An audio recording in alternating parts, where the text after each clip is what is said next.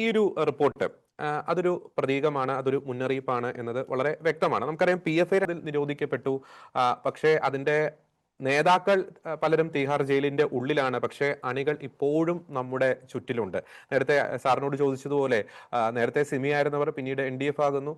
സിമി പ്രവർത്തകർ തന്നെ PFI ആയി മാറുന്നു. ഒരുപക്ഷെ വർഷങ്ങൾക്ക് ശേഷം ഈ രാജ്യത്തെ ഈ കേന്ദ്രം ഭരിക്കുന്ന സർക്കാരിൽ അവരെ സംബന്ധിച്ച് അനുകൂലമായിട്ടുള്ള സാഹചര്യം ഉണ്ടായി കഴിഞ്ഞാൽ ഒരുപക്ഷെ മറ്റൊരു രൂപത്തിൽ മറ്റൊരു PFI കേരളത്തിൽ അല്ലെങ്കിൽ രാജ്യത്തൊക്കെ ജന്മമെടുക്കാനുള്ള എല്ലാ സാധ്യത കൂടിയുണ്ട്. അതിന്റെയൊക്കെ ഒരു പശ്ചാത്തലത്തിൽ ഈ ഒരു റിപ്പോർട്ട് അല്ലെങ്കിൽ PFI ആവിഷ്കരിച്ച ഈ ഒരു തന്ത്രം ക്രൈസ്തവർക്ക് നൽകുന്ന ഒരു മുന്നറിയിപ്പ് എന്തൊക്കെയാണ്? ഞാനിത് ചോദിക്കാനുള്ള ഒരു കാരണം, ഈ 2006 മുതൽ PFIയുടെ ഒരു ജനനം മുതൽ അതിന്റെ നിരോധന കാലയളവ് വരെയുള്ള കാലഘട്ടം എടുത്ത് പരിശോധിച്ച് നോക്കുമ്പോൾ വളരെ കാൽക്കുലേറ്റഡ് ആയിട്ട് ഇതര മതസ്ഥരെ, പ്രത്യേകിച്ച് ക്രൈസ്തവ മതത്തെ ഇവിടെ തകർക്കുവാനുള്ള, സമുദായത്തെ തകർക്കുവാനുള്ള വളരെ ബോധപൂർവമായിട്ടുള്ള ശ്രമം ഈ ഇസ്ലാമിക തീവ്രവാദികളുടെ ഭാഗത്തു നിന്ന് ഉണ്ടായിട്ടുണ്ട്. ലവ് ജിഹാദ് പോലുള്ള കാര്യങ്ങൾ നമുക്കറിയാം. മാധ്യമങ്ങളിലൂടെ, സാംസ്കാരിക മേഖലകളിലൂടെ ക്രൈസ്തവ വിശ്വാസത്തെ താറടിക്കുവാനുള്ള ശ്രമം, അതിലൂടെ വളർന്നു വരുന്ന തലമുറയിൽ നിന്നും ആ സമുദായ ബോധം എടുത്തു മാറ്റുവാനുള്ള ശ്രമം, രാഷ്ട്രീയ മേഖലയിൽ നിന്നും വരുന്ന തിരിച്ചടികൾ, അതിലൂടെ ക്രൈസ്തവ സമുദായത്തെ ഇല്ലാതാക്കാനുള്ള ശ്രമങ്ങൾ. അപ്പോൾ അതിന്റെ പശ്ചാത്തലത്തിൽ ഈ PFI നടത്തിക്കൊണ്ടിരിക്കുന്ന ഈ പ്രവർത്തനങ്ങൾ മറ്റൊരു രൂപത്തിൽ ഇപ്പോഴും തുടർന്നുകൊണ്ടിരിക്കുന്നുണ്ട്. അതിന്റെ സാഹചര്യത്തിൽ എത്രത്തോളം ഒരു ജാഗ്രത ഈ ഒരു വിഷയത്തിൽ ക്രൈസ്തവർ പുലർത്തണം? എന്ത് മുന്നറിയിപ്പാണ് ഈ ഒരു റിപ്പോർട്ട് ഒരു ക്രൈസ്തവ സമുദായത്തിന് നൽകുന്നത്? Father Robin. ജോർജി, ഇന്ത്യ 2047 എന്ന് പറയുന്ന ഒരു ദർശനത്തിൽ നിന്ന് ഇസ്ലാം തീവ്രവാദ പ്രസ്ഥാനങ്ങൾ ലക്ഷ്യം വെക്കുന്ന ഒരു ലക്ഷ്യമുണ്ട്. അവരെ സംബന്ധിച്ചിടത്തോളം വലിയ ഒരു ലക്ഷ്യം, നമ്മളെ സംബന്ധിച്ച് ചിന്തിക്കാൻ പോലും ആവാത്ത ഒരു ലക്ഷ്യം.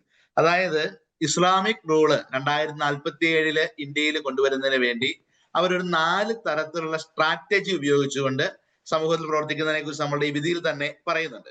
നമുക്ക് പെട്ടെന്ന് അതിന്റെ 4 സ്ട്രാറ്റജി പെട്ടെന്നൊന്ന് കണ്ടുപോകാം. അതിനുശേഷം നമുക്ക് ചില പ്രായോഗിക കാര്യങ്ങളിലേക്ക് നമുക്ക് വരാം. ഒന്നാമത്തെ കാര്യം എന്ന് പറയുന്നത് കമ്മ്യൂണിറ്റി യൂണിഫിക്കേഷൻ ആണ്.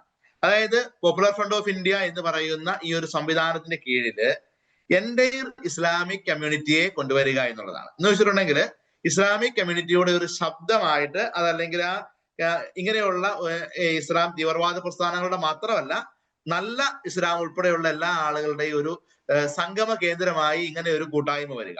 അതായത് അപ്പൊ എല്ലാ മേഖലകളിലും അതിന്റെ ഒരു അലയടികൾ ഉണ്ടാവുകയാണ്. എന്ന് വെച്ച് കഴിഞ്ഞാൽ ഇസ്ലാമിക് ഒരു തരത്തിലുള്ള ഒരു തീവ്രവാദ ഗ്രൂപ്പ് എന്നുള്ളതല്ല, നല്ല മുഖമുള്ള ഒരു ഇമേജ് പോലെ ഈ സംവിധാനത്തിൽ വരികയും അത് അങ്ങനെ ഒരു നിലവാരത്തിലേക്ക് വരും. അപ്പൊ ഒരു എല്ലാത്തിന്റെയും ഒരു കൂട്ടായ്മ അവിടെ വരുന്നു. SDPI ഉണ്ട്, ക്യാമ്പസ് ഫ്രണ്ട് ഇന്ത്യ ഉണ്ട്, അതുപോലെ സമാനമായ മറ്റ് ഓർഗനൈസേഷൻ, നാഷണൽ വിമൻസ് ഫ്രണ്ട് ഉണ്ട്. അങ്ങനെയുള്ള പലതരത്തിലുള്ള കൂട്ടായ്മകളെല്ലാം കൊണ്ടുവന്നിട്ട് ഒരു വലിയൊരു മുന്നണി പോലെ ഈ ഒരു ഇസ്ലാമിക് രാജ്യം ലക്ഷ്യം വയ്ക്കുന്ന ഒരു വലിയ കൂട്ടായ്മയായിട്ട് അതിന്റെ നേതൃനിരയിൽ PFI ഉണ്ടാകുന്നു. അപ്പോ സ്വാഭാവികമായി ഇതിന്റെ മതപരമായ ലക്ഷ്യങ്ങൾ കൂടി ഇതിനകത്തുള്ളത് കൊണ്ട്, എനിക്ക് മുമ്പ് സംസാരിച്ച ആളുകൾ പറഞ്ഞതുപോലെ അവരുടെ വിശ്വാസപരമായ ചില കാര്യങ്ങൾ കൂടി ഉള്ളത് കൊണ്ട് തന്നെ ഒത്തിരിയേറെ ആളുകൾ ഇതിലേക്ക് ആകർഷിക്കപ്പെടാനും ഈ ഒരു സഖ്യത്തിന്റെ ഭാഗമാകാനും ഒക്കെയുള്ള സാധ്യതകളുണ്ട്. അത് ഒന്നാമത്തെ ഒരു തലം. രണ്ടാമത്തെ തലം എന്ന് പറയുന്നത് political expansion and alliance building ആണ്. അതായത് രാഷ്ട്രീയപരമായി എവിടെയൊക്കെ കയറാൻ പറ്റുമോ, ഇടതുപക്ഷത്തും വലതുപക്ഷത്തും, ഒരുപക്ഷെ മറ്റേതെങ്കിലും രാഷ്ട്രീയ പ്രസ്ഥാനങ്ങളില്, സാമൂഹിക മേഖലകളില്, NGOകളില്, ഇങ്ങനെയൊക്കെയുള്ള മേഖലകളിൽ എവിടെയൊക്കെ കടന്നു കയറാൻ പറ്റുമോ അവിടെയെല്ലാം കടന്നു കയറുക. അതുപോലെ തന്നെ SC ST OBC തുടങ്ങിയ തരത്തിലുള്ള വിഭാഗങ്ങളുമായിട്ട് വലിയ അടുപ്പം ഉണ്ടാക്കുക. ഇവരുമായി നേരിട്ട് ബന്ധപ്പെടാത്ത വിഷയങ്ങളിൽ പോലും കയറി അഭിപ്രായം പറയുക. അതുപോലെ തന്നെ മത്സരിക്കാവുന്ന എല്ലാ ഇടങ്ങളിലും കയറി മത്സരിക്കുക, സീറ്റ് ചോദിച്ചു മേടിക്കുക, പണം കൊടുത്താണ് പണം കൊടുത്ത്, ഭീഷണിപ്പെടുത്തിയാണ് ഭീഷണിപ്പെടുത്തി, വിലപേശിയാണ് വിലപേശി, അങ്ങനെയൊക്കെ സീറ്റ് നോക്കുക. നമ്മുടെ പഞ്ചായത്ത് ഇലക്ഷന്റെ ഒക്കെ ഓരോ പ്രാവശ്യത്തെയും കണക്കുകളെടുത്ത് പരിശോധിച്ചു കഴിഞ്ഞാൽ കൃത്യമായിട്ട് അറിയും. ചില പരിമിതികൾ ഉള്ളത് കൊണ്ട് ഞാൻ ഒത്തിരി വിശദാംശങ്ങളിലേക്ക് പോകുന്നില്ല, എങ്കിലും പ്രേക്ഷകർക്ക് ഇത് മനസ്സിലാവും. കഴിഞ്ഞ വർഷത്തെയും അതിന് മുമ്പത്തെ പ്രാവശ്യത്തെയും ഒക്കെ ഓരോ പ്രാവശ്യത്തെയും പഞ്ചായത്ത് ഇലക്ഷന്റെ റിസൾട്ടുകൾ എടുത്ത് പരിശോധിക്കുക. വരാൻ പോകുന്ന പഞ്ചായത്ത് ഇലക്ഷൻ, അവിടെ സംഭവിക്കാൻ പോകുന്ന കാര്യങ്ങൾ നമ്മൾ കൃത്യമായിട്ട് രീതിയിൽ പരിശോധിക്കുക. പരമാവധി ജയിക്കാവുന്ന എല്ലാ ഇടങ്ങളിലും ജയിക്കുക. അതുപോലെ തന്നെ വളരെ തന്ത്രപരമായ രീതിയിൽ ഒന്ന് ഉപയോഗിക്കുന്ന ഒരു മേഖലയാണ് NGOs. ഒരു കാലഘട്ടത്തില് ക്രൈസ്തവ സഭയുടെ ഒരു ആധിപത്യ മേഖലയായിരുന്നു ഈ നാട്ടിലെ സാമൂഹിക സേവന പ്രവർത്തനങ്ങൾ. നമ്മൾ മാത്രം ചെയ്യാവുള്ളൂ എന്ന് അർത്ഥമൊന്നുമില്ല കേട്ടോ. പക്ഷേ നമ്മൾ ചെയ്തുകൊണ്ടിരുന്ന ആ സേവനത്തിന്റെ മറ പറ്റി പക്ക ബിസിനസ് ആയിട്ട് സെക്ഷൻ 8 കമ്പനി രജിസ്റ്റർ ചെയ്ത് ഇഷ്ടംപോലെ ഫണ്ട് കൊണ്ടുവന്ന് നാട്ടിൽ ഹീറോയാക്കി ആൾദൈവങ്ങളാക്കി മാറി, അല്ലെങ്കിൽ എന്താ പറയുന്നത്, നന്മമരങ്ങളായി മാറുന്ന NGOs ഒരുപാട് നീങ്ങുകയാണ്. അവിടെയും ആ രീതിയിലുള്ള ഒരു വലിയ തരത്തിലുള്ള political expansion and alliance building എന്ന് പറയുന്ന, അതുപോലെ തന്നെ ഇങ്ങനെയുള്ള NGOസിനും മറ്റു തലങ്ങളിലും ഒക്കെ ക്രൈസ്തവ സഭയുടെ നേതാക്കന്മാരെ പേരിന് കൊണ്ടിരുത്തുക. അതായത് അധ്യക്ഷനാകാൻ വേണ്ടി വിളിക്കുക നമ്മൾ പറയില്ലേ, അതുപോലെ തന്നെ ഇങ്ങനെയുള്ള പല തരത്തിലുള്ള അത്ര നല്ല പേരില്ലാത്ത പല പ്രസ്ഥാനങ്ങളുടെയും മീറ്റിങ്ങുകളുടെ അധ്യക്ഷന്മാരായിട്ട്, അതിൽ മീറ്റിംഗിൽ ഉദ്ഘാടകന്മാരായിട്ട്, അല്ലെങ്കിൽ അതിന്റെ ഒരു പ്രധാനപ്പെട്ട ഒരാളായിട്ട് ഒരു ക്രൈസ്തവ നേതാവിനെ, കഴിയുമെങ്കിൽ ലോഹിട്ട ഒരാളെ കൊണ്ടുവന്ന് അവിടെ ബഹുമാനിച്ചിരുത്തുക. അപ്പൊ അങ്ങനെ നമ്മുടെ ഇടയിലേക്ക് എത്തുവാണ്. അച്ഛനോട് പോയായിരുന്നു, അല്ലെങ്കിൽ ഇന്നയാളോട് പോയായിരുന്നു. അപ്പൊ അങ്ങനെ നമ്മുടെ ആളുകൾക്കിടയിലേക്ക് ഇവരുടെ സ്വാധീനങ്ങൾ കടന്നു ചെല്ലാനൊക്കെയുള്ള രണ്ടാമത്തെ ഒരു മേഖല, അതാണ് നമ്മൾ പറഞ്ഞു വെച്ച political expansion and alliance building എന്ന് പറയുക. മൂന്നാമത്തെ മേഖല എന്ന് പറയുന്നത് പാരലൽ ഇൻസ്റ്റിറ്റ്യൂഷൻസ് ആൻഡ് മിലിറ്ററേഷൻസ് ആണ്. എന്ന് വെച്ചിട്ടുണ്ടെങ്കിൽ ജോസൂട്ടി സാർ പറഞ്ഞതുപോലെയുള്ള ഒരു തെറ്റായ ജനാധിപത്യ ബോധവും അതുപോലെയൊക്കെയുള്ള മറ്റു കാര്യങ്ങളൊക്കെ ഉണ്ടായി ഒരു സമൂഹത്തെ തെറ്റായ രീതിയിൽ കൊണ്ടുവരിക്കുന്ന രീതികൾ, അതുപോലെ തന്നെ ട്രെയിനിങ് ക്ലാസ്സുകൾ, പേഴ്സണാലിറ്റി ഡെവലപ്മെന്റ് ക്ലാസ്സുകൾ, ആർട്സ് ആൻഡ് അതുപോലെ തന്നെയുള്ള സംവിധാനങ്ങൾ, സ്പെഷ്യൽ സ്കൂളുകൾ, അങ്ങനെയൊക്കെയുള്ള പലതരത്തിലുള്ള, അതായത് ഒരു കാലഘട്ടത്തിൽ നമ്മൾക്ക് പേരുണ്ടാക്കിക്കൊണ്ടിരുന്ന, അല്ലെങ്കിൽ ക്രൈസ്തവ സമുദായത്തിന് പേരുണ്ടാക്കിക്കൊണ്ടിരുന്ന പല സ്ഥാപനങ്ങളുടെ എക്സാക്ട് കോപ്പി അടിച്ചിട്ട്, എന്നാൽ ആ ക്രൈസ്തവർ കൊടുത്തുകൊണ്ടിരുന്ന ക്വാളിറ്റികൾ കൊടുക്കാതെ മറ്റ് പല തലത്തിലുള്ള ലക്ഷ്യങ്ങളോടുകൂടെ പ്രവർത്തിക്കുന്ന ചില സംവിധാനങ്ങൾ ഇതിന്റെ ഭാഗമായിട്ട് വരുന്നു.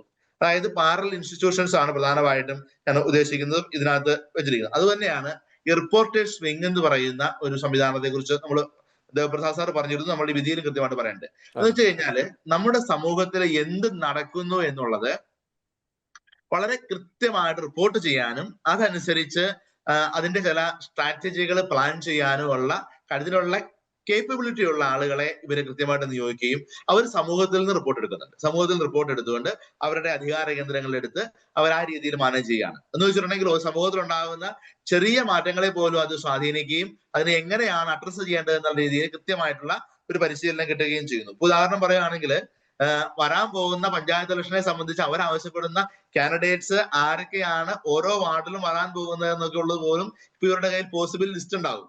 നമ്മുടെ കയ്യില്, അല്ലെങ്കിൽ നമ്മളുമായി ബന്ധപ്പെട്ടിരിക്കുന്ന ആളുകളുടെ കയ്യിൽ അതേക്കുറിച്ച് നമ്മൾ ചിന്തിച്ചിട്ടുണ്ടോ എന്ന് പോലും നമ്മൾ ആലോചിക്കേണ്ട കാര്യമാണ്. പക്ഷെ ഇവരെ സംബന്ധിച്ചിടത്തോളം ഇവർ ഈ റിപ്പോർട്ടർ വിങ് ഒക്കെ വളരെ കൃത്യമായിട്ടുള്ളത് കൊണ്ട് ഇവർ വളരെ കൃത്യമായിട്ട് ഇതിന്റെ ഡേറ്റ എടുക്കുകയും അതങ്ങനെയുള്ള സാധ്യതകളെല്ലാം അവിടെ അവരത് അറേഞ്ച് ചെയ്യുകയും ഒക്കെ ചെയ്യും. നിലമ്പൂർ പോലും ചില ഉദാഹരണങ്ങൾ നമുക്ക് പറഞ്ഞു തരുന്നുണ്ട്. അങ്ങനെയൊക്കെയുള്ള ഒരു രീതിയെ സ്വാധീനം ഉണ്ടാക്കി വെക്കുന്നു, സമൂഹത്തിലേക്ക് ഉണ്ടാകുന്നു. അതുപോലെ തന്നെ ഈ പറയുന്ന ഭീഷണിപ്പെടുത്തേണ്ട മേഖലകളിൽ ഭീഷണിപ്പെടുത്തുന്നു. അതായത് ആയുധം ശേഖരിച്ചു വെക്കുന്നു, ഞങ്ങളിൽ ആയുധം ഉണ്ടെന്ന് പറയുന്നു, ഇവർ സൂക്ഷിച്ചില്ലെങ്കിൽ പണി കിട്ടും എന്നുള്ള ഒരു മെസ്സേജ് കൊടുക്കുന്നു. അപ്പൊ അങ്ങനെയുള്ള കൃത്യമായ ഇപ്പൊ ഈ റിപ്പോർട്ടിന് അതുപോലെ വന്നിരിക്കുന്ന ചില കാര്യങ്ങൾ, ചില ഭീഷണികളല്ലെന്ന് ആരറിഞ്ഞു? ഒരുപക്ഷെ നാളെ ഈ 975 പേരുടെ കൂട്ടത്തില് നമ്മൾ 5 പേരുടെയും കൂടെ വരാൻ പാടില്ലായൊന്നുമില്ല. എന്ന് വെച്ചിട്ടുണ്ടെങ്കിൽ അങ്ങനെയൊക്കെയുള്ള കൃത്യമായ രീതിയിലുള്ള പഠനങ്ങൾ നടത്തിയിട്ട് ഈ സമൂഹത്തിലെ നോട്ട് ചെയ്യപ്പെടേണ്ട ആളുകൾ കൃത്യമായി നോട്ട് ചെയ്ത് പേടി കൊടുക്കുകയാണ്. ഇപ്പൊ ജുഡീഷ്യറി, ആ ഒരു ജഡ്ജി അദ്ദേഹത്തിന്റെ ഒരു പേര് വരുന്നതോടുകൂടി ജുഡീഷ്യറി ഒന്ന് പേടിപ്പിക്കാനായിട്ട് പറ്റുകയാണ്. നാളെ ഇവർക്കെതിരെ ഒരു നല്ല കേസ് വന്നാല് എടുക്കാൻ നമ്മുടെ വക്കീലന്മാർ പേടിക്കുന്ന അവസ്ഥയിലേക്ക് എത്തുമല്ലേ? അല്ലെങ്കിൽ ഒരാൾ കേസ് എടുത്തു കഴിയുമ്പം ഇവനെ നോട്ട് ചെയ്യപ്പെടേണ്ടവനായിട്ട് അവൻ മാറുന്നൊരു അവസ്ഥയിലേക്ക് എത്തുമല്ലേ? അങ്ങനെ ഒരു അവസ്ഥയിലേക്ക് വരുന്നു. പൊതു സമൂഹത്തിൽ പ്രസംഗിക്കാൻ പറ്റാത്ത അവസ്ഥയിലേക്ക് ഇത് പറയുമ്പോൾ അവൻ പ്രശ്നക്കാരനാണ്. കള്ളങ്ങാട്ട് പിതാവിനെതിരെയുള്ള വേട്ടയാടല് ഇപ്പോഴും അവസാനിച്ചിട്ടില്ല. അപ്പൊ അങ്ങനെ ആരും പറയാൻ മേലാത്തൊരവസ്ഥ. ജോസൂട്ടി സാറ് മുമ്പ് പറഞ്ഞതുപോലെ ചില സമൂഹത്തെ കുറിച്ച് പറയാം, ചിലരെ കുറിച്ച് പറയാൻ മേലാത്തൊരവസ്ഥയെ കുറിച്ച് പറഞ്ഞല്ലോ.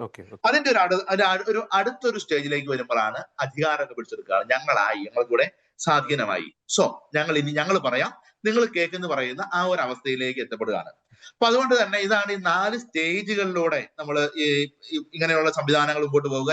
2047 ഇന്ത്യയെ പൂർണ്ണ ഇസ്ലാം രാജ്യമാക്കുക, അല്ലെങ്കിൽ ഇസ്ലാമിക് റൂള് കൊണ്ടുവരാനുള്ള ഒരു ശ്രമം. ഒന്നാമത്തേത് കമ്മ്യൂണിറ്റി യൂണിഫിക്കേഷൻ ആണ്, രണ്ടാമത്തേത് പൊളിറ്റിക്കൽ എക്സ്പാൻഷൻ ആണ്, മൂന്നാമത്തേത് പാരലൽ ഇൻസ്റ്റിറ്റ്യൂഷൻ ആണ്, നാലാമത്തേത് ഫൈനൽ ടേക്ക് ഓവർ ആണ്. അപ്പൊ ഇങ്ങനെ ഈ 4 സ്റ്റേജുകളിലൂടെ ഈ അധികാരം പിടിച്ചെടുക്കുവാനായിട്ടുള്ള ഒരു ശ്രമം ഇവര് നടക്കുന്നതായിട്ട് നമ്മൾ ഈ റിപ്പോർട്ട് പറയുന്നുണ്ട്. സമൂഹത്തിന്റെ പലതരത്തിലുള്ള സാമൂഹ്യ നിരീക്ഷകർ ഇതിനകം തന്നെ എഴുതപ്പെട്ട് വെച്ചിരിക്കുന്ന ഒരു കാര്യം തന്നെയാണ്. ഇനി രണ്ടാമത്